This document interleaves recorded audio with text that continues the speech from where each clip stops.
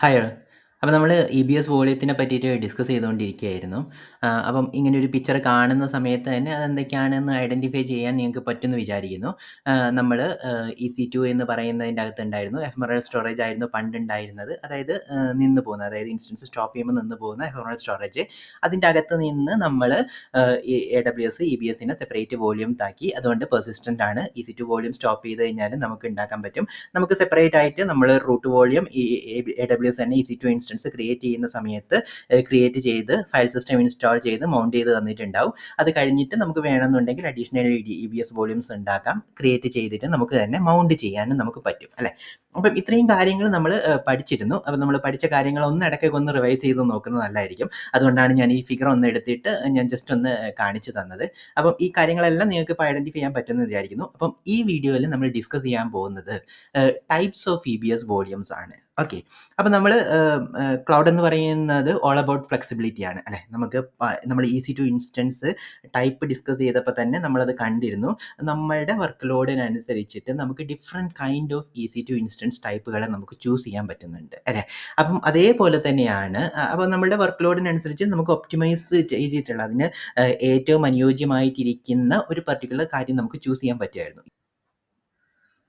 അതുപോലെ തന്നെ EBS വോളിയത്തിൻ്റെ കേസിലായാലും AWS different kind of options നമുക്ക് പ്രൊവൈഡ് ചെയ്യുന്നുണ്ട്. ഇതിൽ നമ്മളുടെ EBS വോളിയത്തിന് നമുക്ക് വേണമെന്നുണ്ടെങ്കിൽ നമുക്ക് ഏറ്റവും ഹൈ ലെവലിൽ നിന്ന് നമുക്ക് രണ്ടായിട്ട് ഡിവൈഡ് ചെയ്യാം. SSD വോളിയൂംസ് ആയിട്ടും HDD വോളിയൂംസ് ആയിട്ടും. ഇത് നമ്മൾ നോർമലി നമ്മളൊരു ലാപ്ടോപ്പ് നമ്മൾ പർച്ചേസ് ചെയ്യുന്ന സമയത്ത് നമുക്ക് കുറച്ചും കൂടെ പെർഫോമൻസ് ആവശ്യമുണ്ടെങ്കിൽ നമ്മൾ SSD വോളിയം ചൂസ് ചെയ്യുമല്ലോ അല്ലേ. അതായത് നമുക്ക് കുറച്ചും കൂടെ കൂടുതൽ സ്റ്റോറേജ് സ്പേസ് ഒക്കെയാണ് ആവശ്യമുള്ളതെങ്കിൽ നമ്മൾ HDD ചൂസ് ചെയ്യും. അതിൻ്റെ അകത്ത് പ്രൈസിൻ്റെ ഡിഫറൻസ് ഉണ്ട്. അതേപോലെ തന്നെയാണ് ഈ കാര്യങ്ങളും ഇരിക്കുന്നത്. അപ്പം നിങ്ങളുടെ വർക്ക് ലോഡ് എന്താണോ, നിങ്ങൾക്ക് എത്രത്തോളം കാശ് ഇതിന് ചെലവഴിക്കാൻ പറ്റും, അതിനനുസരിച്ചിട്ട് നമുക്ക് ഡിഫറെൻറ്റ് ഓപ്ഷൻസ് ചൂസ് ചെയ്യാനുള്ള വഴിയാണ് AWS തന്നിരിക്കുന്നത്. SSDക്ക് അകത്ത് തന്നെ അവർ ഡിഫറെൻറ്റ് കൈൻഡ് ഓഫ് ഓപ്ഷൻസ് നമുക്ക് തരുന്നുണ്ട്. അതായത് നമ്മളുടെ വർക്ക് ലോഡിനനുസരിച്ചിട്ട് ഫ്ലെക്സിബിൾ ആയിട്ട് ഓപ്ഷൻസ് ചൂസ് ചെയ്തിട്ട് പെർഫോമൻസ് കോസ്റ്റ് എന്ന് പറയുന്ന ഒരു റേഷ്യോ ഉണ്ട്. എത്രത്തോളം പെർഫോമൻസ് വേണം, എത്രത്തോളം കോസ്റ്റ് നിങ്ങൾക്ക് ചിലവഴിക്കാൻ പറ്റും, അതിനനുസരിച്ചിട്ട് ഡിഫറെൻറ്റ് ഓപ്ഷൻസ് AWS പ്രൊവൈഡ് ചെയ്യുന്നുണ്ട്. അപ്പോൾ നമുക്ക് ആദ്യം ഒന്ന് SSD വോളിയത്തിൻ്റെ കേസ് ഒന്ന് നോക്കാം. SSD വോളിയത്തിന് അവർ പിന്നെയും രണ്ടായിട്ട് ഡിവൈഡ് ചെയ്ത് വെച്ചിട്ടുണ്ട്. ആദ്യത്തേതെന്ന് പറയുന്നത് ജനറൽ പർപ്പസ് SSD ആണ്. രണ്ടാമത്തേതെന്ന് പറയുന്നത് പ്രൊവിഷൻഡ് IOPS SSD ആണ്. അപ്പം ഇതിന് രണ്ടിനും അതിൻ്റേതായ ഗുണങ്ങളും ദോഷങ്ങളും പ്രൈസിനും അതെല്ലാം ഡിഫറൻസ് ഉണ്ട്. അപ്പം നമുക്ക് ജസ്റ്റ് ഒന്ന് ഈ പറഞ്ഞിരിക്കുന്ന സാധനത്തിൻ്റെ അകത്തിരിക്കുന്ന ഡിഫറൻസുകൾ എന്തൊക്കെയാണ് എന്ന് നോക്കാം. ഇതെന്ന് പറയുന്നത് AWSൻ്റെ ഡോക്യുമെൻറ്റേഷൻ പേജ് ആണ്.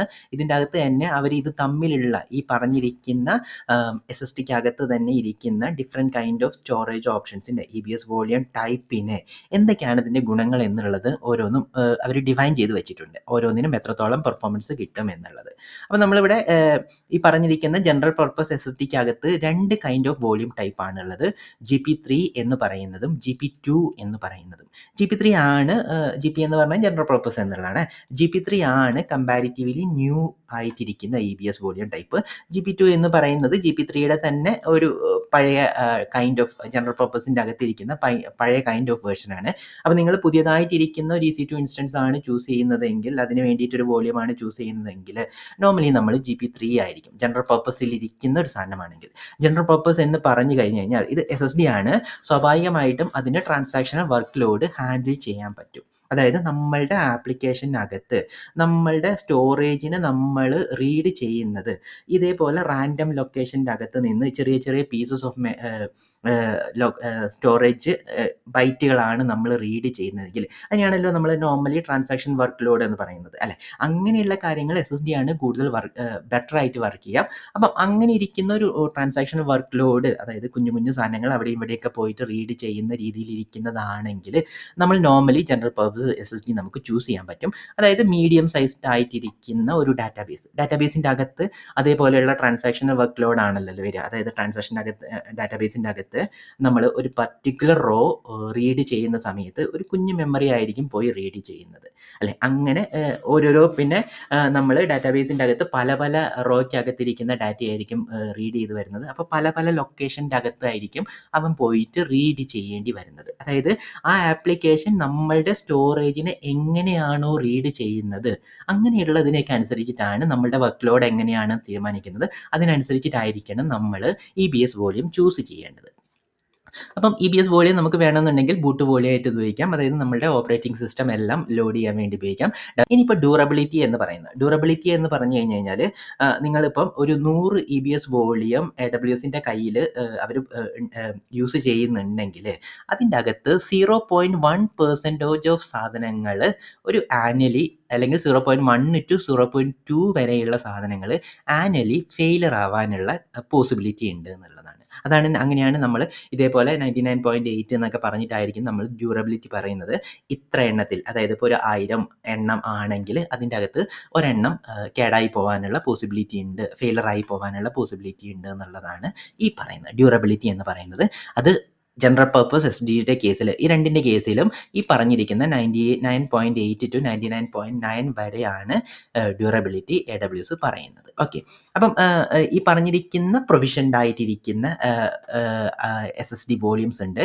അതിനെയാണ് നമ്മൾ പ്രൊവിഷൻഡ് IOPS എന്ന് പറയുന്നത്. പ്രൊവിഷൻഡ് IOPS എന്ന് പറയുന്നത് നമുക്ക് തന്നെ IOPS ചൂസ് ചെയ്യാൻ പറ്റും. നമ്മൾ സ്റ്റോറേജിൻ്റെ കോൺസെപ്റ്റ് പഠിച്ച സമയത്ത് നമ്മൾ IOPS പഠിച്ചിരുന്നു അല്ലേ, ഒരു സെക്കൻഡിൽ നടത്താൻ പറ്റുന്ന IOയുടെ എണ്ണം. അപ്പം അത് എത്ര വേണം എന്നുള്ളത് നമുക്ക് തന്നെ തീരുമാനിക്കാൻ പറ്റുന്നതിനെയാണ് പ്രൊവിഷൻഡ് IOPS എന്ന് പറയുന്നത്. നോർമലി ജനറൽ പർപ്പസിനെക്കാളും കുറച്ചും കൂടെ പെർഫോമൻസ് ഉള്ള സാധനങ്ങളായിരിക്കും ഈ പ്രൊവിഷൻഡ് IOPSൻ്റെ അകത്തിരിക്കുന്ന സാധനം. അതിൻ്റെ അകത്തും നമുക്ക് രണ്ടായിട്ട് ഡിവൈഡ് ചെയ്തിട്ടുണ്ട്. IO2 ബ്ലോക്ക് എക്സ്പ്രസ് എന്ന് പറയുന്നതും IO1 എന്ന് പറയുന്ന കേസും. IO2 ബ്ലോക്ക് എക്സ്പ്രസിൻ്റെ ഡ്യൂറബിലിറ്റി നോക്കി കഴിഞ്ഞ് കഴിഞ്ഞാൽ നമുക്ക് ഈ പറഞ്ഞിരിക്കുന്ന GP2 GP3നെക്കാട്ടും കുറച്ചും കൂടെ ബെറ്റർ ആയിട്ടിരിക്കുന്ന ഒരു ഡ്യൂറബിലിറ്റി നമുക്ക് IO2 ബ്ലോക്ക് എക്സ്പ്രസിന് കാണാൻ പറ്റും. അതായത് ഇത് ഫെയിലർ ആവാനുള്ള പോസിബിലിറ്റി വളരെ കുറവാണ്. അതായത് ഈ പറഞ്ഞിരിക്കുന്ന ജനറൽ പർപ്പസിനെ നോക്കിക്കഴിഞ്ഞ് കഴിഞ്ഞാലും ഈ പറഞ്ഞിരിക്കുന്ന IO1നെ തന്നെ നോക്കിക്കഴിഞ്ഞ് കഴിഞ്ഞാലും IO2ന് ഇത് ഫെയിലർ ആവാനുള്ള പോസിബിലിറ്റി വളരെ കുറവാണ്. അതായത് 0.001% മാത്രമേ ഉള്ളൂ. അതായത് 1,00,000 EBS വോളിയംസ് ആക്റ്റീവ് ആയിട്ടുണ്ടെങ്കിൽ അതിൻ്റെ അകത്ത് ഒരു വർഷം ഒരെണ്ണം മാത്രമേ ഫെയിലർ ആവാനുള്ള പോസിബിലിറ്റി ഉള്ളൂ എന്നുള്ളതാണ് പറയുന്നത്. അപ്പോൾ നിങ്ങൾക്ക് കുറച്ചും കൂടെ ഡ്യൂറബിലിറ്റി ഒരു പ്രോബ്ലം ആണെങ്കിൽ, ഒരിക്കലും ഫെയിലർ ആവാതിരിക്കാനുള്ള ഒരു പോസിബിലിറ്റി ഒരിക്കലും പറ്റില്ല, പക്ഷേ അതിൻ്റെ പോസിബിലിറ്റി വളരെ കുറച്ച് കൊണ്ടുവരണം എന്നുള്ള റിക്വയർമെൻ്റ് ഒക്കെ ഉണ്ടെങ്കിൽ നിങ്ങൾക്ക് IO2 ചൂസ് ചെയ്യുന്നതായിരിക്കും നല്ലത്. സ്വാഭാവികമായിട്ടും നിങ്ങൾക്ക് ചിന്തിക്കാൻ പറ്റും, ഈ പറഞ്ഞിരിക്കുന്ന സാധനത്തിന് ഓരോന്നിനും ഡിഫറെൻ്റ് ആയിട്ടിരിക്കുന്ന പ്രൈസ് ആയിരിക്കും. പ്രൈസ് എന്താണെന്നുള്ളത് നമുക്കൊന്ന് ചെക്ക് ചെയ്യാം. പക്ഷേ ഒരു കാര്യം ഓർത്തിരുന്നത്, ഡിഫറെൻ്റ് ആയിട്ടിരിക്കുന്ന പ്രൈസുകളായിരിക്കും, ഡിഫറെൻ്റ് ആയിട്ടിരിക്കുന്ന പെർഫോമൻസുകളും ആയിരിക്കും ഇരിക്കുന്നത്. അപ്പം നമ്മൾ നോർമലി GP3 എന്ന് പറയുന്നതായിരിക്കും നോർമലി നമ്മളുടെ മോസ്റ്റ് ഓഫ് ദ കാര്യങ്ങൾക്കും നമുക്ക് GP3 യൂസ് ചെയ്യാൻ പറ്റും. അത് ജനറൽ പർപ്പസ് ആയിട്ടിരിക്കുന്ന ഒരു SSD ആണ്. അതിൻ്റെ അകത്ത് പെർഫോമൻസ്, കോസ്റ്റ്, അതായത് ഒരു മിനിമം രീതിയിൽ കോസ്റ്റും പെർഫോമൻസിനെയും ഒന്ന് ഒപ്റ്റിമൈസ് ചെയ്ത് വെച്ചിരിക്കുന്ന രീതിയിലാണ് AWS ജനറൽ പർപ്പസ് SSD ഉണ്ടാക്കിയിരിക്കുന്നത്. അപ്പോൾ ഇത്രയും വർക്ക് ലോഡിന് നമുക്കത് യൂസ് ചെയ്യാൻ പറ്റും. ഇനിയിപ്പം IO2 ബ്ലോക്ക് എക്സ്പ്രസ് എന്ന് പറയുന്നത് കുറച്ചും കൂടെ പെർഫോമൻസ് ഉള്ള സാധനമാണ്. അതിൻ്റെ ലേറ്റൻസി എന്ന് പറയുന്നത് സബ് മില്ലി സെക്കൻഡ് ലേറ്റൻസിയാണ്. അതായത് 1 മില്ലി സെക്കൻഡിലും കുറവായിരിക്കും ഇതിൻ്റെ ലേറ്റൻസി. അപ്പം ഈ പറഞ്ഞിരിക്കുന്ന സാധനത്തിന് വളരെ ഹൈ ആയിട്ടിരിക്കുന്ന IOPS, അതായത് വളരെ കൂടുതൽ IO ഓപ്പറേഷൻസ് ഒരു പെർ സെക്കൻഡിൽ നമുക്ക് ചെയ്യണമെന്നൊക്കെ ഉണ്ടെങ്കിൽ, അത്രയും IO ഇൻറ്റൻസീവ് ആയിട്ടിരിക്കുന്ന ആപ്ലിക്കേഷൻസ് ഒക്കെ ആണെങ്കിൽ നമുക്ക് IO2 യൂസ് ചെയ്യേണ്ടി വരും. അതിന് ഈ പറഞ്ഞിരിക്കുന്ന GP2ന് അത്രയും IOPSലോട്ട് നമുക്ക് പോകാൻ പറ്റത്തില്ല. അപ്പോൾ അത്രയും IOPS കിട്ടണമെന്നുണ്ടെങ്കിൽ നമുക്ക് ഈ പറഞ്ഞിരിക്കുന്ന IO2 ആയിരിക്കും യൂസ് ചെയ്യേണ്ടത്. IO1 എന്ന് പറയുന്നതും അത്യാവശ്യം പെർഫോമൻസ് ഉള്ള സാധനം തന്നെയാണ്. ഈ IO ഇൻറ്റൻസീവ് ആയിട്ടിരിക്കുന്ന ഡാറ്റാബേസ് വർക്ക് ലോഡ്, അതായത് GP2നെക്കാട്ടും പെർഫോമൻസ് ഉള്ള ഒരു സാധനമാണ് IO1 എന്ന് പറയുന്നത്. ഓക്കെ, ഇനിയിപ്പം അടുത്ത ഫാക്ടേഴ്സ് നോക്കി കഴിഞ്ഞ് കഴിഞ്ഞാൽ വോളിയം സൈസ് എന്ന് പറയുന്നത് മാക്സിമം എത്രത്തോളം സ്റ്റോറേജ് നമുക്ക് ഈ പറഞ്ഞിരിക്കുന്ന സാധനങ്ങൾക്കകത്ത് അലോക്കേറ്റ് ചെയ്യാൻ പറ്റും എന്നുള്ളതാണ്. ജനറൽ പർപ്പസിൻ്റെ അകത്ത് നമുക്ക് 16 TB വരെ, അതായത് 1 GB ആണ് മിനിമം, അത് കഴിഞ്ഞിട്ട് 16 TB വരെ നമുക്ക് അലോക്കേറ്റ് ചെയ്തെടുക്കാൻ പറ്റും. ഈ പറഞ്ഞിരിക്കുന്ന IO2 ബ്ലോക്ക് എക്സ്പ്രസിൻ്റെ കേസാണ്, IO2ൻ്റെ കേസ് ആണെങ്കിൽ നിങ്ങൾക്ക് 64 TB വരെ പറ്റും. IO1ൻ്റെ കേസ് ആണെങ്കിൽ 16 TB എന്ന് പറയുന്ന സാധനമാണ് പറ്റുന്നത്. അപ്പം ഇനി അടുത്ത കേസ് എന്ന് പറയുന്നത് മാക്സിമം IOPS എത്ര പറ്റും എന്നുള്ളതാണ് അടുത്തത് പറയുന്നത്. IOPSൻ്റെ കേസിൽ 16,000 വരെ നമുക്ക് IOPS പോസിബിൾ ആണ്. ഇതിന് കുറച്ചും കൂടെ ഹയർ ആയിട്ടിരിക്കുന്ന ഒരു സാധനം പറ്റും. ഇതിന് 64 ആണ് പോസിബിൾ ആയിട്ടിരിക്കുന്നത്. ത്രൂപുട്ട് എന്ന് പറയുന്നതും ഇവർക്ക് കുറച്ചും കൂടെ ബെറ്റർ ആയിട്ട് IO2ന് പറ്റും. ഈ പറഞ്ഞിരിക്കുന്ന ജനറൽ പർപ്പസിന് GP2, അതായത് ഓൾഡ് വേർഷന് കുറച്ചും കൂടെ കുറവാണ് ഇരിക്കുന്നത്. ഓക്കെ, ഇനിയിപ്പം അടുത്ത കേസ് നോക്കിക്കഴിഞ്ഞാൽ EBS മൾട്ടി അറ്റാച്ച് എന്ന് പറയുന്നത് ഒരു EBS വോളിയം തന്നെ നമുക്ക് മൾട്ടിപ്പിൾ EC2 ഇൻസ്റ്റൻസിൻ്റെ അകത്തേക്ക് നമുക്ക് അറ്റാച്ച് ചെയ്യാൻ പറ്റും. നമ്മൾ ഓൾറെഡി ഒരു EBS വോളിയം ക്രിയേറ്റ് ചെയ്ത് അത് ഒരു EC2 ഇൻസ്റ്റൻസുമായിട്ട് അറ്റാച്ച് ചെയ്തിരുന്നു അല്ലേ? അത് നമ്മൾ ഒരു EC2 ഇൻസ്റ്റൻസ് ഒരു EBS വോളിയത്തിനെയായിരുന്നു അറ്റാച്ച് ചെയ്തത്. അതേപോലെ നമ്മൾ ക്രിയേറ്റ് ചെയ്യുന്ന ഒരു EBS വോളിയത്തിന് നമുക്ക് വേണമെന്നുണ്ടെങ്കിൽ മൾട്ടിപ്പിൾ EC2 ഇൻസ്റ്റൻസുമായിട്ട് നമുക്ക് അറ്റാച്ച് ചെയ്യാൻ പറ്റും. അങ്ങനെയുള്ളൊരു ഫെസിലിറ്റി ജനറൽ പർപ്പസിന് നോട്ട് സപ്പോർട്ടഡ് ആണ്. പക്ഷെങ്കിൽ IO2ന് പറ്റും. അതായത് മൾട്ടിപ്പിൾ EC2 ഇൻസ്റ്റൻസിൻ്റെ അകത്ത് നിങ്ങൾക്ക് സെയിം EBS വോളിയം ഉപയോഗിക്കണം എന്ന് ഉണ്ട് എന്നുണ്ടെങ്കിൽ നിങ്ങൾ ഏതെങ്കിലും IO1ൻ്റെ അകത്തോ IO2ൻ്റെ അകത്തോ ഇരിക്കുന്ന ഒരു സാധനം തന്നെ ക്രിയേറ്റ് ചെയ്യേണ്ടി വരും. കാരണം GP2 എന്ന് പറയുന്നത് അത് സപ്പോർട്ടഡ് അല്ല. ഓക്കെ. ഇനിയിപ്പോൾ ബൂട്ട് വോളിയം എന്ന് പറയുന്നത് നമുക്ക് ഈ പറഞ്ഞിരിക്കുന്ന ഏത് സാധനവും SSDക്ക് അകത്തിരിക്കുന്ന ഏത് സാധനവും നമുക്ക് ബൂട്ട് വോളിയമായിട്ട് ഉപയോഗിക്കാം. അതിൻ്റെ അകത്ത് നമുക്ക് OS ഇൻസ്റ്റാൾ ചെയ്തിട്ട് നമുക്ക് ക്രിയേറ്റ് ചെയ്യാൻ പറ്റും. ഓക്കെ. അപ്പോൾ ഇത്രയും കാര്യങ്ങളാണ് SSDയുടെ കേസിലിരിക്കുന്നത്. അപ്പം ഇതിൻ്റെ പ്രൈസിങ് എങ്ങനെയാണെന്ന് നോക്കിക്കഴിഞ്ഞ് കഴിഞ്ഞാൽ ഇത് തന്നെ AWSൻ്റെ വെബ്സൈറ്റിൻ്റെ അകത്തിരിക്കുന്ന പ്രൈസിങ് ആണ്. പ്രൈസിങ് നോക്കുന്ന സമയത്ത് നിങ്ങളൊരു കാര്യം നോക്കേണ്ടത് എല്ലായ്പ്പോഴും ഈ പറഞ്ഞിരിക്കുന്ന പേജ് എടുത്തിട്ട് തന്നെ നോക്കണേ. കാരണം ഈ പ്രൈസിങ് എന്ന് പറയുന്നത് ഇങ്ങനെ അപ്ഡേറ്റ് ചെയ്തുകൊണ്ടിരിക്കുന്ന കാര്യമാണ്. അപ്പോൾ നമ്മൾ ഒരു മൊമെൻറ്റിൽ എടുത്ത് വെച്ച് കഴിഞ്ഞാൽ ചിലപ്പോൾ AWS കുറച്ച് കഴിയുന്ന സമയത്ത് അത് മാറ്റിക്കൊണ്ടിരിക്കും. പിന്നെയും ഒരു കാര്യമുള്ളത് ഓരോരോ റീജിയൻ്റെ അകത്തും ഓരോരോ പ്രൈസിങ് ആയിരിക്കും ഉള്ളത്. അപ്പോൾ നിങ്ങൾ ആപ്ലിക്കേഷൻ ഇരിക്കുന്ന റീജിയൻ ഏതാണോ ആ റീജിയൻ ചൂസ് ചെയ്തിട്ടായിരിക്കണം ഈ പറഞ്ഞിരിക്കുന്ന നിങ്ങളുടെ സ്റ്റോറേജിന് എത്രത്തോളം പ്രൈസ് ആകും എന്നുള്ളത് കാൽക്കുലേറ്റ് ചെയ്യേണ്ടത്. ഓക്കെ. അപ്പം നമുക്ക് ഓരോന്നിൻ്റെയും പ്രൈസ് എത്രയാണെന്ന് നോക്കാം. നമ്മൾ GP3യുടെ കേസ് ആണെങ്കിൽ നമുക്ക് 3 തരത്തിലുള്ള പ്രൈസിങ് വരും. ഓക്കെ. അതിൻ്റെ അകത്ത് എല്ലാത്തിനും വരുന്ന ഏത് സാധനം നോക്കിക്കഴിഞ്ഞ് കഴിഞ്ഞാലും കോമൺ ആയിട്ട് വരുന്നതാണ് സ്റ്റോറേജിനുള്ള പ്രൈസ്. ഓക്കെ. അപ്പോൾ സ്റ്റോറേജിന് 1 GB ഒരു മാസത്തേക്ക് നിങ്ങൾക്ക് $0.08 ആവും. അതായത് നമ്മൾ 100 GB ഇരിക്കുന്ന ഒരു EBS വോളിയം നമ്മൾ ക്രിയേറ്റ് ചെയ്തിട്ട് അതൊരു മാസത്തിലേക്ക് നമ്മൾ യൂസ് ചെയ്യുകയാണെങ്കിൽ നമുക്ക് $8 കോസ്റ്റ് വരും. ഓക്കെ. അപ്പോൾ നിങ്ങൾ മാസത്തിൽ യൂസ് ചെയ്യാതെ കുറവാണ് യൂസ് ചെയ്യുന്നതെങ്കിൽ അതിനനുസരിച്ചിട്ട് അഡ്ജസ്റ്റ് ചെയ്തിട്ടായിരിക്കും വരുന്നത്. പക്ഷേങ്കിൽ 0.08 GB പെർ മന്ത് ആണ് ഒരു ഇതിന് വേണ്ടത്. അപ്പം നിങ്ങളൊരു വർഷം യൂസ് ചെയ്യുകയാണെങ്കിൽ 12 മാസത്തേക്കുള്ള പൈസ നിങ്ങൾ കൊടുക്കേണ്ടി വരും. അപ്പം GP2ൻ്റെ കേസിൽ കുറച്ച് ഡിഫറെൻ്റ് ആയിട്ടിരിക്കുന്ന ഒരു പ്രൈസിങ് ഉണ്ട്. അപ്പം അതെങ്ങനെയാണെന്ന് ചോദിച്ചു കഴിഞ്ഞാൽ അതിന് മുന്നേ നമുക്ക് GP2ൻ്റെ കാര്യം ഒന്ന് പറയാം. എന്നാൽ നിങ്ങൾക്ക് കുറച്ചും കൂടി എളുപ്പമായിരിക്കും അതെങ്ങനെയാണെന്നുള്ളത്. GP2 എന്ന് പറയുന്ന ഓൾഡ് വോളിയമാണ്. ഇപ്പോൾ ഉള്ളതെല്ലാം GP3 ആണ് ഉപയോഗിക്കുന്നത്. GP2ൻ്റെ കേസ് ആണെങ്കിൽ ആകെ ഒരു കൈൻഡ് ഓഫ് പ്രൈസിങ് തന്നെയായിരുന്നു വരുന്നത്. അതെന്ന് പറയുന്നത് ഈ പറഞ്ഞിരിക്കുന്ന സ്റ്റോറേജ് എത്രയാണോ ആ സ്റ്റോറേജിന് ആയിരിക്കും നമ്മൾ പ്രൈസ് കൊടുക്കേണ്ടത്. ഓക്കെ. അപ്പം ഇത് GP2 എന്ന് പറയുന്നത് GP3നെക്കാളും കുറച്ചും കൂടെ കോസ്റ്റ്ലി ആയിട്ടുള്ള സാധനമാണ്. ഈവൻ അത് പഴയ സാധനമാണെങ്കിൽ തന്നെയും അത് കുറച്ചും കൂടെ കോസ്റ്റ്ലി ആയിട്ടുള്ള സാധനമാണ്. ഓക്കെ. അപ്പം ഇതിൻ്റെ അകത്ത് GP3യിലേക്ക് വന്നപ്പോൾ അതായത് AWS പുതിയതായിട്ടിരിക്കുന്ന ഒരു EBS വോളിയം ഉണ്ടാക്കിയപ്പോൾ നമുക്ക് കുറച്ചും കൂടി ഒരു ഫ്ലെക്സിബിലിറ്റി അവൻ തന്നു. അതെന്ന് പറയുന്നത് എന്താണെന്ന് വെച്ച് കഴിഞ്ഞാൽ നമ്മളിപ്പം ഈ പറഞ്ഞിരിക്കുന്ന സാധനം 1 GB നമ്മൾ ഇത്രയും പൈസ കൊടുത്തു കഴിഞ്ഞ് കഴിഞ്ഞാൽ അതിൻ്റെ അകത്ത് നമുക്ക് 3000 IOPS വരെ നമുക്ക് ചൂസ് ചെയ്യാം. 3000 IOPS വരെയാണ് നമുക്ക് ചൂസ് ചെയ്യുന്നത്. അതായത് ആ പ്രൈസ് തന്നെ മതി. അതായത് 1 GBക്ക് നമ്മളിപ്പം 100 GB ആണ് നമ്മൾ ഇതാക്കിയതെങ്കിൽ $8 ആണ് നമ്മളൊരു മാസം കൊടുക്കുന്നതെങ്കിൽ 3000 IOPS വരെ നമുക്ക് ഈ പറഞ്ഞിരിക്കുന്ന വോളിയത്തിന് നമുക്ക് ഫ്രീ ആയിട്ട് കിട്ടും. ചൂസ് ചെയ്യാൻ പറ്റും. 3000 വരെയാണ്. 125 ത്രൂപുട്ടും കിട്ടും. അതല്ല നിങ്ങളുടെ ഈ വോളിയത്തിന് നിങ്ങൾക്ക് 3000ത്തിനും കൂടുതലായിട്ടിരിക്കുന്ന ഒരു IOPS വേണം എന്നുണ്ടെങ്കിൽ നമുക്കത് ചൂസ് ചെയ്യാൻ പറ്റും. നേരത്തെ നമ്മൾ കണ്ടില്ലല്ലോ അല്ലേ? IOPS എന്ന് പറയുന്നത് നമുക്ക് 16,000 വരെ നമുക്ക് ചൂസ് ചെയ്യാൻ പറ്റും. പക്ഷെ 16,000 വരെ ചൂസ് ചെയ്യുന്ന സമയത്ത് ഈ സ്റ്റോറേജിന് നമ്മൾ കൊടുക്കുന്ന പ്രൈസിൽ 3000 IOPS വരെ നമുക്ക് ഫ്രീ ആയിട്ട് കിട്ടും. അതിലും കൂടുതൽ IOPS നിങ്ങൾക്ക് വേണമെന്നുണ്ടെങ്കിൽ ചൂസ് ചെയ്യാം. പക്ഷെ ചൂസ് ചെയ്ത് കഴിഞ്ഞ് കഴിഞ്ഞാൽ അഡീഷണൽ പ്രൈസ് നമ്മൾ കൊടുക്കേണ്ടി വരും. അതായത് ചൂസ് ചെയ്യുന്ന മുന്നോട്ടിരിക്കുന്ന അതായത് 3000ത്തിലും കൂടുതൽ വരുന്ന ഓരോരോ സാധനത്തിലും നമ്മൾ 0.05 എന്ന് പറയുന്ന സാധനം കൊടുക്കേണ്ടി വരും അല്ലേ?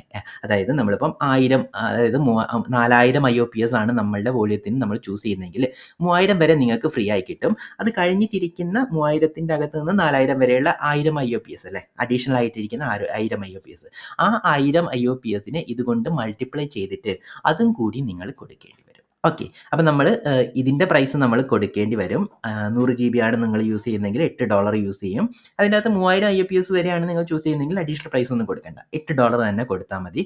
പക്ഷേങ്കിൽ നിങ്ങൾ നിങ്ങളുടെ വോളിയത്തിന് കൂടുതൽ IUPS വേണം എന്ന് തീരുമാനിക്കുകയും കൂടുതൽ ഇതാക്കും കഴിഞ്ഞ് കഴിഞ്ഞാൽ ഈ $8ന്റെ കൂടെ നിങ്ങൾ 4000 IUPS വരെയാണ് കോൺഫിഗർ ചെയ്ത് വെച്ചിരിക്കുന്നതെങ്കിൽ അതിന് ഏകദേശം $5 കൂടി വരും അല്ലേ? അപ്പം 8 + 5 $13 നിങ്ങളൊരു മാസം ഈ പറഞ്ഞിരിക്കുന്ന സാധനത്തിന് കൊടുക്കേണ്ടി വരും. അതേപോലെ തന്നെയാണ് 125 MBPS എന്ന് പറയുന്നത് വരെ ഫ്രീ ആണ്. അതായത് ഈ പറഞ്ഞിരിക്കുന്ന സ്റ്റോറേജ് പ്രൈസിൽ ഇൻക്ലൂഡഡ് ആണ്. പക്ഷേ അത് കഴിഞ്ഞിട്ട് നിങ്ങൾക്ക് വേണമെന്നുണ്ടെങ്കിൽ നിങ്ങൾ ഈ പറഞ്ഞിരിക്കുന്ന 0.040 എന്ന് പറയുന്നത് ഓരോരോ MBക്കും കൊടുക്കേണ്ടി വരും. ഈ പറഞ്ഞിരിക്കുന്ന മാക്സിമം ത്രൂപുട്ട് എത്ര പോസിബിൾ ആകും എന്നുള്ളത് നമ്മളിവിടെ പറഞ്ഞിട്ടുണ്ട്. ഓക്കെ. ഇത് ഇങ്ങനെ ഇരിക്കുന്ന പ്രൊവിഷൻ ചെയ്യാൻ ഇതും ബേസിക്കലി ഒരു പ്രൊവിഷനിങ് തന്നെയാണ്. GP3ൻ്റെ അകത്ത് നമുക്കൊരു പ്രൊവിഷനിങ് ഉണ്ടെന്ന് പറയാം. അങ്ങനെയുള്ള പ്രൊവിഷനിങ് ചെയ്യാനുള്ള ഒരു ഓപ്ഷൻ അഡീഷണലി നമുക്ക് കോൺഫിഗർ ചെയ്യാനുള്ള ഓപ്ഷൻ നമുക്ക് GP2ൽ ഉണ്ടായിരുന്നില്ല. GP2ൻ്റെ കേസിൽ അങ്ങനെ ഒരു പ്രൊവിഷൻ ചെയ്യാനുള്ള ഒരു ഓപ്ഷൻ നമുക്കില്ല. നമ്മൾ ഈ പറഞ്ഞിരിക്കുന്ന എത്രത്തോളം GB ആണോ നമ്മൾ ചൂസ് ചെയ്യുന്നത് അതിനനുസരിച്ചിട്ടായിരിക്കും എത്രത്തോളം IUPSഉം ത്രൂപുട്ടും നമുക്ക് കൂടുതൽ കിട്ടുക എന്നുള്ളത്. നമ്മൾ ഈ പറഞ്ഞിരിക്കുന്ന സാധനം ഇങ്ങനെ കൂടുന്നതിനനുസരിച്ച് അതായത് നമ്മളിപ്പം 100 GB ആണ് ഇതാക്കുന്നതെങ്കിൽ ഇത്ര IUPS നമുക്ക് കിട്ടും. 200 GB ഉണ്ടെങ്കിൽ കുറച്ചും കൂടെ ബെറ്റർ ആയിട്ടുള്ള ഒരു IUPS കിട്ടും. അങ്ങനെയാണ് GP2ൻ്റെ കേസിൽ IUPSഉം ത്രൂപുട്ടും തീരുമാനിക്കുന്നത്. നമ്മൾക്കായിട്ട് കോൺഫിഗർ ചെയ്യാനുള്ള ഒരു ഓപ്ഷൻ ഇല്ല. പക്ഷേ GP3ൻ്റെ കേസിൽ നമുക്കായിട്ട് കോൺഫിഗർ ചെയ്യാനുള്ള ഓപ്ഷൻ ഉണ്ട്. പക്ഷേ ഒരു കാര്യം ശ്രദ്ധിക്കണം, എത്ര കോൺഫിഗർ ചെയ്ത് കഴിഞ്ഞാലും മാക്സിമം ഇത്രയേ കോൺഫിഗർ ചെയ്യാൻ നമുക്ക് പറ്റത്തുള്ളൂ. ഓക്കെ. അപ്പം ഇനിയിപ്പം IO2ൻ്റെ കേസിൽ നമ്മൾ സ്റ്റോറേജിന് നമ്മൾ പൈസ കൊടുക്കണം അല്ലേ? IO2ൻ്റെ എല്ലാത്തിനും സ്റ്റോറേജിന് നമ്മൾ പൈസ കൊടുക്കണം. ഇത് ഈ പറഞ്ഞിരിക്കുന്ന GP3നെക്കാളും ഹയർ ആയിട്ടിരിക്കുന്ന ഒരു എമൗണ്ട് ആണ് IO2ന് വരുന്നത്. അത് സ്വാഭാവികമായിട്ട് ബെറ്റർ ആയിട്ടുള്ള പെർഫോമൻസ് ഉണ്ട്. അത് കഴിഞ്ഞിട്ട് IO2ൻ്റെ കേസിൽ IUPS നമുക്ക് കോൺഫിഗർ ചെയ്യാം. അതാണല്ലോ പ്രൊവിഷൻ എന്ന് പറയുന്നത്. നമ്മളായിട്ട് തന്നെ കോൺഫിഗർ ചെയ്യാനുള്ള ഒരു ഓപ്ഷൻ ഉണ്ട്.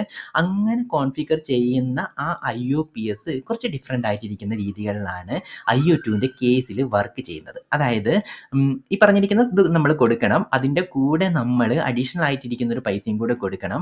അതായത് 32,000 IUPS വരെ ആണെങ്കിൽ നമ്മൾ ഈ പറഞ്ഞിരിക്കുന്ന 0.065 എന്ന് പറയുന്ന പ്രൈസ് ആയിരിക്കണം അതിന് കൊടുക്കേണ്ടി വരും. അപ്പം 32,000 IUPS വരെ അവൻ കാൽക്കുലേറ്റ് ചെയ്യുന്നത് ഈ ഒരു എമൗണ്ട് വെച്ചിട്ടായിരിക്കും. ഇനി 32,000 മുതൽ 64,000 വരെയാണ് നിങ്ങൾക്കുള്ളതെങ്കിൽ കുറച്ചും കൂടെ ലെസ് ആയിട്ടിരിക്കുന്ന ഒരു എമൗണ്ട് ആയിരിക്കും. അപ്പം നിങ്ങൾ 64,000 ആണ് കോൺഫിഗർ ചെയ്തിരിക്കുന്നതെങ്കിൽ അവൻ എന്ത് ചെയ്യുന്നത് വെച്ചാൽ ഇനീഷ്യൽ 32,000 ഇത് വെച്ച് കാൽക്കുലേറ്റ് ചെയ്യും. എന്നിട്ട് പ്ലസ് അഡീഷണൽ ആയിട്ടിരിക്കുന്ന 32,000 മുതൽ 64,000 വരെയുള്ളത് ഇത് കാൽക്കുലേറ്റ് ചെയ്യും. എന്നിട്ട് ഈ പ്രൈസും കൂടെ പ്ലസ് ചെയ്തിട്ടുള്ളതായിരിക്കും നമുക്ക് ഫൈനലി വരുന്നത്. അതേപോലെ തന്നെയാണ് 64,000ന് മുകളിലോട്ടാണ് നമ്മൾ കോൺഫിഗർ ചെയ്യുന്നതെങ്കിൽ കുറച്ചും കൂടെ ലെസ് ആയിട്ടിരിക്കുന്ന പൈസ ആയിരിക്കും. പക്ഷേ ഇത് അക്യുമുലേറ്റ് ചെയ്തിരിക്കുന്ന പൈസയാണ്. അതായത് 64,000ന് മുകളിൽ എന്ന് പറഞ്ഞു കഴിഞ്ഞാൽ അത് ഇതുകൊണ്ട് നേരിട്ട് ഗുണിക്കുകയല്ല ചെയ്യുക. അവൻ ഈ പറഞ്ഞ പോലെ ഇങ്ങനെ ഇത് 32,000 വരെ ഇത് യൂസ് ചെയ്യും. അത് കഴിഞ്ഞിട്ട് ഇത് യൂസ് ചെയ്യും. അത് കഴിഞ്ഞിട്ട് ഇത് യൂസ് ചെയ്യും. എന്നിട്ട് എല്ലാം കൂടി അക്യുമുലേറ്റ് ചെയ്ത് പ്ലസ് ചെയ്തിട്ടിരിക്കുന്ന ഒരു വാല്യൂ ആയിരിക്കും നമുക്ക് വരുന്നത്. ഓക്കെ. അപ്പോൾ നമുക്ക് കുറച്ചും കൂടെ ഫ്ലെക്സിബിലിറ്റി അവിടെയുണ്ട്.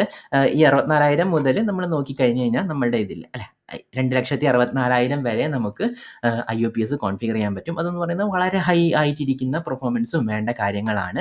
പക്ഷേങ്കിൽ സ്വാഭാവികമായിട്ടും നമ്മൾ GP3നെക്കാളും വളരെ കൂടുതൽ പൈസ നമ്മൾ ഇതിന് വേണ്ടി ചിലവാക്കേണ്ടി വരും. ഈ സ്റ്റോറേജിനും IUPSനും വേണ്ടിയിട്ട് കൊടുക്കേണ്ടി വരും. ഇതിൻ്റെ കേസിൽ സ്റ്റോറേജിൻ്റെ പ്രൈസിൽ തന്നെ നമുക്ക് 3,000 IUPS കിട്ടും. അതെന്ന് പറയുന്നത് നോർമലി ഇരിക്കുന്ന ഒരു വർക്ക് ലോഡിന് അത് ഇനഫ് ആയിരിക്കും ബേസിക്കലി.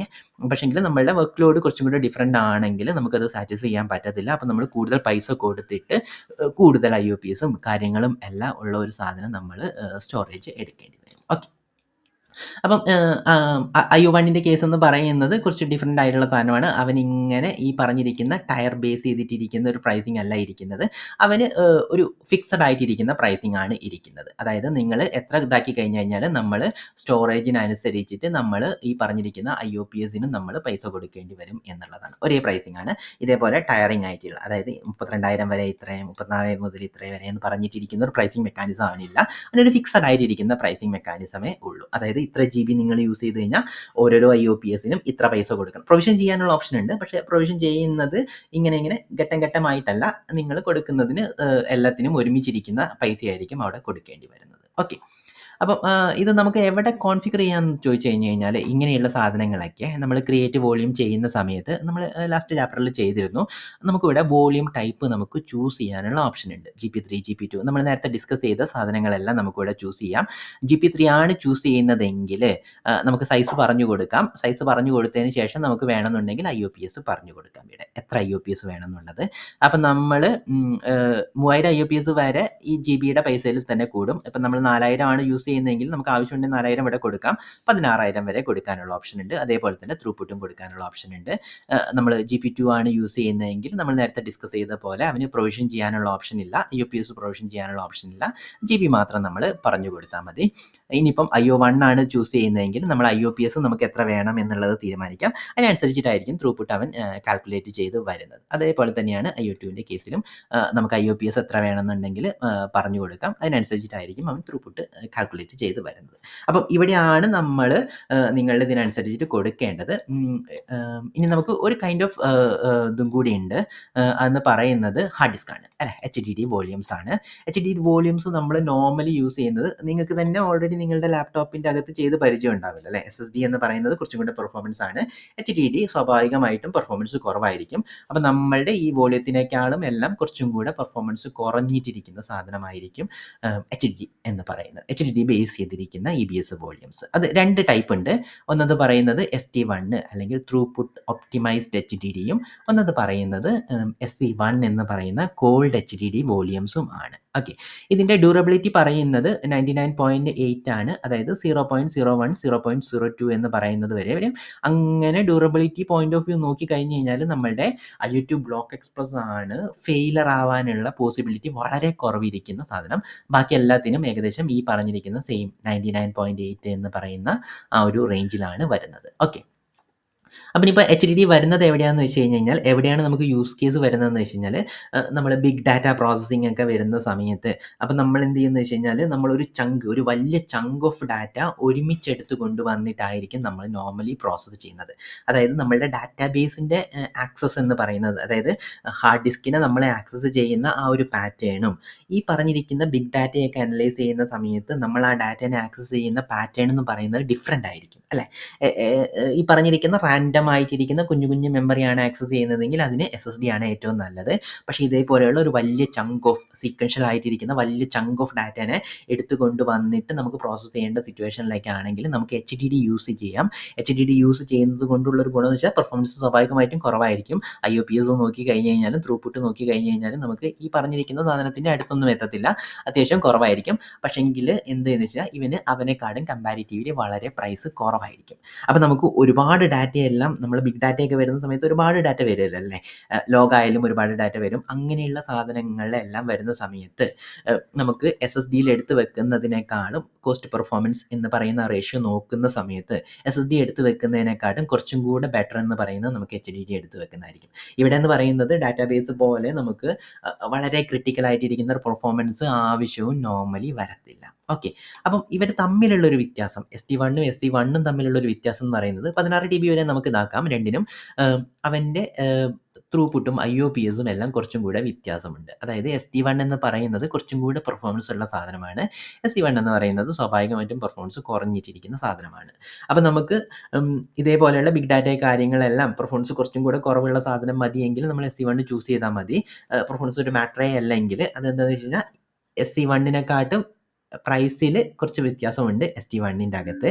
അപ്പം അതും ഈ പറഞ്ഞിരിക്കുന്ന ഒരു കൺസേൺ ആയിട്ട് എടുത്തു കഴിഞ്ഞ് കഴിഞ്ഞാൽ പെർഫോമൻസ് തീരെ ഒരു മാറ്റർ അല്ലെങ്കിൽ നമുക്ക് വേണമെന്നുണ്ടെങ്കിൽ കോൾഡ് HDD എല്ലാം ഉപയോഗിക്കാവുന്നതേ ഉള്ളൂ. Okay, storage cost is important. അതായത് സ്റ്റോറേജ് കോസ്റ്റ് എന്ന് പറയുന്നത് ഒരു ഇമ്പോർട്ടൻറ്റ് കൺസേൺ ആണെങ്കിൽ നിങ്ങൾക്ക് ഇത് യൂസ് ചെയ്യാൻ പറ്റും. പെർഫോമൻസ് കുറവായിരിക്കും എന്നുള്ളതാണ്.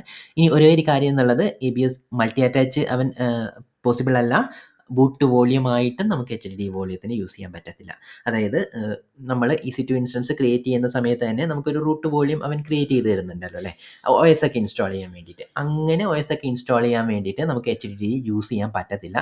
അതിന് നമ്മൾ ഈ പറഞ്ഞിരിക്കുന്ന SSDക്ക് അകത്തിരിക്കുന്ന ഏതെങ്കിലും ഒരു വോളിയം തന്നെ നമ്മൾ ചൂസ് ചെയ്യേണ്ട കാര്യമുണ്ട്. ഓക്കെ, ഇനിയിപ്പോൾ അതിൻ്റെ പ്രൈസ് നോക്കിക്കഴിഞ്ഞ് കഴിഞ്ഞാൽ ഒരേ ഒരു പ്രൈസിങ് മാത്രമേ ഉള്ളൂ. അതായത് നിങ്ങൾ എത്രത്തോളം സ്റ്റോറേജ് യൂസ് ചെയ്യുന്നു അതിനനുസരിച്ചിട്ടിരിക്കുന്ന പ്രൈസ് ആയിരിക്കും നമ്മൾ കൊടുക്കേണ്ടി വരുന്നത്. ഇത്ര GB 100 GB ആണ് നമ്മൾ ഇതാക്കുന്നതെങ്കിൽ ഓരോരോ GBക്കും ഇത്ര വെച്ചിട്ട് പ്രൈസ് കൊടുക്കുക എന്നുള്ളതായിരിക്കും നമ്മൾ ചൂസ് ചെയ്യേണ്ടത്. ഇത് നോക്കിക്കഴിഞ്ഞാൽ തന്നെ നിങ്ങൾക്ക് മനസ്സിലാവും ST1ൻ്റെ ഏകദേശം ഒരു 1/3 പ്രൈസേ ഉള്ളൂ. ഈ ഒരു റീജിയനിലാണേ. ഒഹിയോ എന്ന് പറയുന്ന റീജിയൻ. വേറെ റീജിയൻ നോക്കുന്ന സമയത്ത് അത് എൻറ്റയർലി ഡിഫറൻ്റ് ആയിട്ടിരിക്കുന്ന പ്രൈസ് ആയിരിക്കും. അപ്പോൾ 1/3 പ്രൈസ് മാത്രമേ SC1-നുള്ളൂ. അപ്പോൾ നമുക്ക് കോസ്റ്റ് ഒരു ഫാക്ടർ ആണെങ്കിൽ നമുക്ക് ST1-നെക്കാട്ടും SC1 യൂസ് ചെയ്യാവുന്നതേ ഉള്ളൂ. ഇനിയിപ്പം നിങ്ങളിവിടെ നിങ്ങൾക്ക് വേണമെന്നുണ്ടെങ്കിൽ ഒന്ന് നോക്കി നോക്കാം. ഇതിൻ്റെ അകത്ത് തന്നെ വേറെ ഏതെങ്കിലും ഒരു റീജിയനൊക്കെ യൂസ് ചെയ്ത് കഴിഞ്ഞാൽ ഏഷ്യ പസഫിക് മുംബൈ ചൂസ് ചെയ്ത് കഴിഞ്ഞാൽ അത് എൻറ്റയർലി ഡിഫറൻ്റ് ആയിട്ടിരിക്കുന്നത്. കുറച്ച് ഡിഫറൻസ് ഒക്കെ നേരത്തെ 0.8 ആയിരുന്നു, ഇപ്പോൾ 0.92 എന്ന് പറയുന്നതിൻ്റെ അകത്തേക്ക് മാറിയിട്ടുണ്ട്. ഇതും കുറച്ച് 0.15 എന്നുള്ളത് 0.17 എന്ന് പറയുന്ന കുറച്ച് ഹയർ ആയിട്ടിരിക്കുന്ന ഒരു പ്രൈസിലോട്ട് മാറിയിട്ടുണ്ട്. റീജിയൻ അനുസരിച്ചിട്ട് ഇത് മാറിക്കൊണ്ടിരിക്കും. നമ്മൾ EC2 ഇൻസ്റ്റൻസ് ടൈപ്പിൻ്റെ അകത്ത് ഡിസ്കസ് ചെയ്തതുപോലെ തന്നെ റീജിയൻ അനുസരിച്ചിട്ട് മാറിക്കൊണ്ടിരിക്കും. ഓക്കെ, അപ്പം ഇത്രയും നമുക്ക് ഇവിടെ വെച്ച് നമുക്ക് ഈ വീഡിയോ നിർത്താൻ തോന്നുന്നു. ഒരേ ഒരു കാര്യം നിങ്ങൾ ഓർത്തിരിക്കേണ്ടത്, ഇത് ഓരോന്നിൻ്റെയും പ്രൈസ് എത്രയാണ്, ഈ പറഞ്ഞിരിക്കുന്ന ഇതെങ്ങനെ വർക്ക് ചെയ്യുന്നു അന്നൊന്നും അത്ര കറക്റ്റായിട്ട് നമ്മൾ ബിഗിനർ ലെവലിൽ ഓർത്തിരിക്കേണ്ട കാര്യമൊന്നുമില്ല. പക്ഷെ ഒരേ ഒരു കാര്യം ഓർത്തിരിക്കേണ്ടത്, നമുക്ക് ഇങ്ങനെ ഡിഫറൻ്റ് ആയിട്ടിരിക്കുന്ന നമ്മളുടെ വർക്ക് ലോഡിനനുസരിച്ചിട്ട് നമുക്ക് ഏത് storage option EBS volume choose ചെയ്യുക എന്നുള്ള ഒരു ഓപ്ഷൻ AWS പ്രൊവൈഡ് ചെയ്യുന്നുണ്ട്. അപ്പം നമ്മളുടെ വർക്ക് ലോഡ് എന്താണ് എന്ന് തീരുമാനിച്ച്, അതിന് എത്രത്തോളം പെർഫോമൻസ് വേണം എന്ന് തീരുമാനിച്ച്, അതിനനുസരിച്ചിട്ട് നിങ്ങൾക്ക് ഈ പറഞ്ഞിരിക്കുന്നതിൻ്റെ അകത്തിരിക്കുന്ന ഒരു സാധനം ചൂസ് ചെയ്യാം. ആ ചൂസ് ചെയ്യുമ്പോൾ വേണമെന്നുണ്ടെങ്കിൽ ഈ പറഞ്ഞിരിക്കുന്ന IOPSും കാര്യങ്ങളെല്ലാം ഡിസ്കസ് ചെയ്താൽ മതി. പക്ഷേ ഞാനിതിപ്പോൾ ഈ ലെവലിൽ തന്നെ ഡിസ്കസ് ചെയ്ത് പോയത് ഇങ്ങനെയുള്ള ഓപ്ഷൻസ് ഒക്കെ വെച്ചിട്ടാണ് ക്ലൗഡ് നോർമലി വർക്ക് ചെയ്യുന്നത് എന്നൊന്ന് കാണിച്ചു തരാൻ വേണ്ടിയിട്ടാണ്. ഇതൊന്നും പക്ക ഈ ഒരു മൊമെൻറ്റിൽ നിങ്ങൾ വളരെ ഡീറ്റെയിൽ ആയിട്ട് പഠിക്കേണ്ട കാര്യമൊന്നുമില്ല. ഇതൊന്ന് ജസ്റ്റ് ഒന്ന് ഓർത്തിരുന്നാൽ മതി. ഇങ്ങനെയുള്ള ഓപ്ഷൻസും കാര്യങ്ങളൊക്കെ ഇതിൻ്റെ അകത്ത് ഉണ്ട് എന്നുള്ള കാര്യം ഒന്ന് ഓർത്തിരുന്നാൽ മതി. ഓക്കെ, അപ്പോൾ നമുക്ക് ഈ വീഡിയോ ഇവിടെ നിർത്താൻ തോന്നുന്നു. നമുക്ക് നെക്സ്റ്റ് വീഡിയോയിൽ കാണാം. ബൈ.